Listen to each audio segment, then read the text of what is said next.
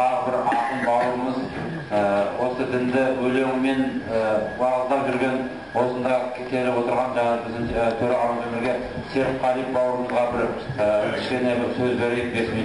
Секе бір өлең оқып жіберсін. Сонау жердің түбінен ат арытып келген бауырымызға алхамдулилля Аллахтың нұры жаусын дейді.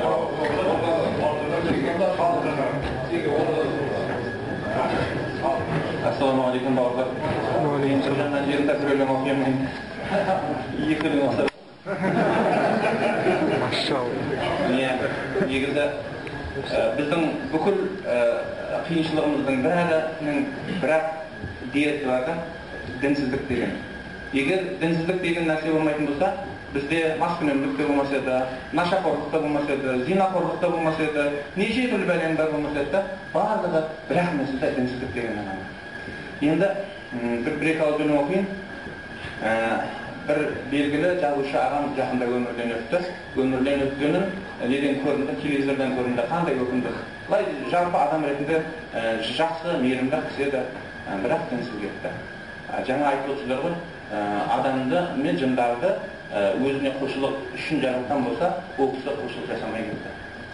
Дінсіз кетті бір ағам, дінсіз кетті. Bir rет azan şakırmay, ünsüz gitti, türkünüklep жүрді де тіршілікте, ақыретін ойламай, мұңсыз кетті. Бәлкім көшкес көңілден, көзден кетті. Жұрт айтқан жылы жұмсақ сөзбен кетті. Атаға рой, мал мүлік жинап еді, бәрі қалып, қос құлашып өзбен кетті.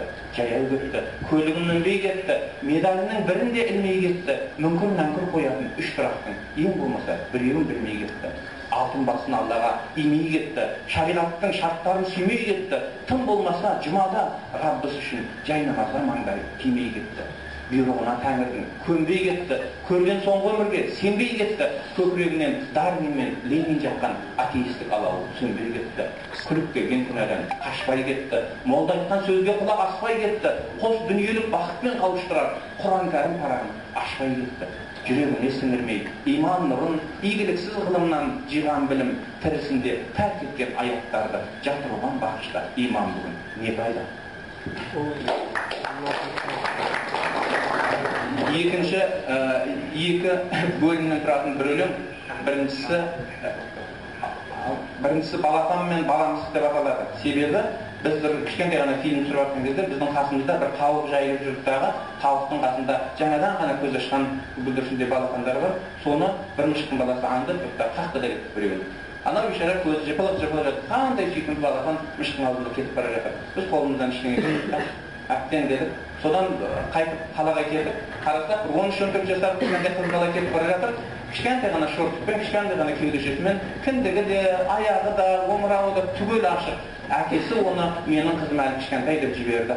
Ал бірақ елдің бәрі, мына қыз кішкентай деп қарай ма? Қазір айналада не көп жыртқыш көп. Соның ортасына жаңағыдай балапанды жібере салды. Өкіндім, өлең жаздым. Ақ тауықты, тал түсті, қара басты, тәтті өмірге ащы мұң араласты. Балпаң-балпаң жүгірген балапанын баламысып тасаға ала қашты. Басқан ізін бәлекет білдірмеді-ай, балауыз өмір жайқалып үлгірмеді-ай, бүлдіршіндей біреудің баласының болашағын талқан қып бүлдірген-ай. Әсем қала, өскен көз сүйіндіріп, ерте жетті көктемде биыл күліп, көше бойлап келеді бір қыз бала, жарты қарсы матаны киім қылып. Ата-анасы әлпештеп баққан шығар, перзентіне пейілі мақпал шығар, күнәлісті күтпеген балапанға дүрбі салып бір түсіп жатқан шығар. Сәл қаттырақ айтайын, кешір жігіт, кеспей тұрып қолыңды, кесір бүлік, тез киіндір қызыңды, баласын бай, кетпесін десең біреу, шешіндіріп. Осы өлеңнің жалғасы, қазір мектептерге хиджаб киген қыздар баратын болса, мектептің директоры қолына шыбық алып қояды. Жоғарғы оқу орнында да сондай, жұмыста да сондай. Бірақ құдси хадис бар, Алла айтады, маған жақын адамдарға қысым көрсеткендерге мен ашық соғыс жариялаймын дейді. Енді соған қысым көрсеткен адамдар қатты ойлансын, өйткені олардың жағдайы ақыретте өте қиын болайын деп тұрды. Осыған байланысты өлең орамалға оралу деп аталады. Айтпа дейсің орамал жайлы мүлде, қымтанған болып еді қайғы күнге тақымын көріп епті жігіттердің талай қыз үйретілген тай күнінде көзгеріп тұрса ашық құлың мүсін, дәметіп қарар небір зұлымдысың, жалаңаш жарнамаға көз үйреніп арсыздық жайлап елім бүліндішің. Кей қызда қызғанатын не қалып еді, ұяты 10 жасында жоғалып еді, намысы 15-інде тоналып еді, оңаша қалып бөтен бозбаламен үйіне түнделетіп оралып еді. Кісіге тік қарамас ұятты қыз, нұрымен сүйсіндірер шуақты жүз, абыройын қорғаған ару көрсек, бүлдіргі көріп қалған сияқтымыз. Байыпсыз, байбаламын салада ақыр, дінменен біргелердей заман ақыр, ашық қыз көшеде өскен жеміс сынды көрінген қолын созып ала алатын. Санасы кім бар бүгін, уланбаған, қурап бір қалатындай қу болмаған, қызыңның бетін сүйіп, бетін ұстар, суық қол, су жыландай сумаңдаған, кей қазақ хиджаб көрсе қапаланар, күйініп оқты көзбен ата долар, аңырар ақыретте азап көріп, қыздарын қызғанбаған ата-аналар. Құранға қарсы шықса, әркім оңбас, өзен боп жанарлардан сарқырар жас, орамал тарту жат ел дәстүр емес, Алланың бұйрығы бұл талқаланбас. Қазағым, қашан сенің ойының оңған, ойнасты дәстүр қылдың айынғаннан, жездесі балдызының төсін мұжып, жеңгесі қайындарын қойын алған. Қорқамын мінезіңнен мұңданбайтын, нәпсіңе кезің бар ма қол болмайтын, құрдасың әйеліңе қол жүгіртіп, құдасы құдашадан қорғалмайтын.